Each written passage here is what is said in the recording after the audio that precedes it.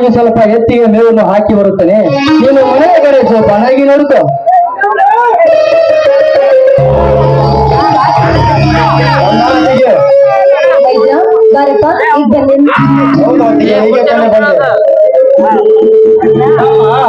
ಪರೀಕ್ಷೆ ಹೇಗಾಯ್ತಪ್ಪ? ಪರೀಕ್ಷೆ ಚೆನ್ನಾಗಿ ಆಯ್ತು ಅಣ್ಣ. ಆದ್ರೆ ನಾನು ಇನ್ನು ಮುಂದೆ ಕಾಲೇಜ್ಗೆ ಹೋಗೋದಿಲ್ಲ. ಏಕೆ ತಮ್ಮ, ಏನಾಯ್ತು ನಿನಗೆ ಅಂತದ್ದು? ಏಕೆಂದರೆ ನಾನು ಕಟ್ಟಬೇಕಾದ ಕಾಲೇಜ್ ಫೀಸು ಇನ್ನೂ ಬಾಕಿ ಇದೆ. ಪ್ರತಿದಿನ ನಮ್ಮ ಕಾಲೇಜಿನಲ್ಲಿ ಪ್ರಿನ್ಸಿಪಲ್ ಆದ್ರು ಕಾಲೇಜ್ ಫೀಸು ಕಟ್ಟಕ್ಕಾಗಲ್ಲ ಅಂದ್ರೆ ಯಾಕೆ ಅಡ್ಮಿಷನ್ ಮಾಡ್ತಾರ ಅಂತ ಕೇಳ್ತಾರೆ. ಅದಕ್ಕೆ ನಾನು ಇನ್ನು ಮುಂದೆ ಕಾಲೇಜ್ಗೆ ಹೋಗೋದಿಲ್ಲಮ್ಮ. ಇನ್ನೊಂದು ಸರಿ ಕಾಲೇಜ್ಗೆ ಹೋಗುದಿಲ್ಲ ಅಂತ ಮಾತ್ರ ಮಾತಾಡ್ಬೇಡಪ್ಪ. ಈ ಸರಿ ನಿಮ್ಮೆಲ್ಲರಿಗೆ ಎಷ್ಟು ಕಷ್ಟ ಆದ್ರೂ ಪರವಾಗಿಲ್ಲ, ನಿನ್ನ ಫೀಸ್ ಕಟ್ಟುವ ವ್ಯವಸ್ಥೆಯನ್ನ ಮಾಡ್ತಾರೆ. ಆದ್ರೆ ನೀನು ಚೆನ್ನಾಗಿ ಓದ್ಬೇಕು, ದೊಡ್ಡ ಅಧಿಕಾರಿ ಆಗ್ಬೇಕು, ಜನ ನಿನ್ನನ್ನ ಗುರುತು ಹಿಡಿಸ್ಬೇಕು ಅಂತಂದು ಎಷ್ಟು ಆಸೆಗಳನ್ನ ಇಟ್ಕೊಂಡಿದ್ದಾರೆ ಗೊತ್ತಿಲ್ಲ.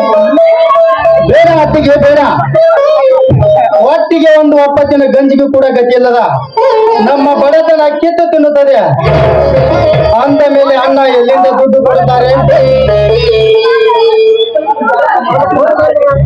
ತಮ್ಮ, ನನ್ನ ಪ್ರಾಣವನ್ನು ಒತ್ತೆ ನಿಟ್ಟಾದರೂ ನನಗೆ ಹಣ ಕೊಡುತ್ತೇನೆ. ನೀನು ಮಾತ್ರ ಕಾಲೇಜ್ಗೆ ಹೋಗೋಣ ಅಂತ ಮಾತ್ರ ಹೇಳ್ಬಿಡುತ್ತಮ್ಮ. ದಯವಿಟ್ಟು ಹೋಗಲೇಬೇಕು. ಬೇಡ ಅಣ್ಣ ಬೇಡ, ಕಲಿಯಬಹುದು ನಿಜ. ಆದ್ರೆ ಇದು ಒಂದು ಸಲ ಹೇಗಾದ್ರೂ ಮಾಡಿ ಹಣ ಕೊಡ್ತಾರೆ.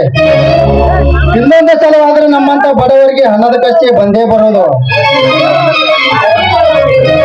ನೀವು ಓದಿಸಿ ದೊಡ್ಡ ವ್ಯಕ್ತಿಯನ್ನು ಮಾಡಬೇಕೆಂಬುದು ನಿಮ್ಮ ಆಸೆ.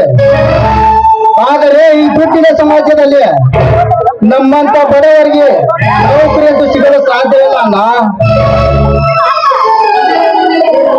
ನಾನು ಇನ್ನು ಮುಂದೆ ನಿಮ್ಮ ಜೊತೆಗೆ ಹೊಲದಲ್ಲಿ ಕೆಲಸ ಮಾಡುತ್ತೇನೆ ಅಣ್ಣ.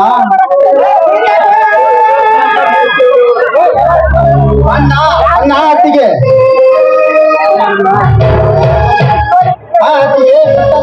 ಆ ಪ್ರಸಾದವನ್ನು ಎಮರ್ಜೆನ್ಸಿ ಪ್ರಸಾದವನ್ನು ನನಗೂ ಕೊಡಿ.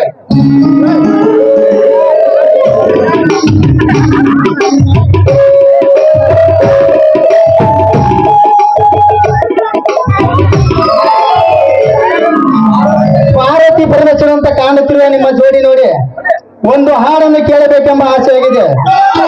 ಇದೇ ಪ್ರಸಾದ ಜೊತೆಗೆ ಒಂದು ಹಿಂಬಾಲ ಗೀತೆಯನ್ನು ಹಾಡಬಾರದೆ?